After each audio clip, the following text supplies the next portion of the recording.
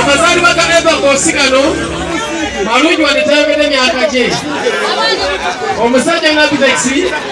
nsanyusa okuba nti musiikanye wano ku kabaga ka Eva Boss era muyitange ennaku z'omwezi 8 ogwokusatu kusigana wadayangana ogenda mu nkuuka naye ze muyise nga 8 kusala na ssebo nakuba ffenna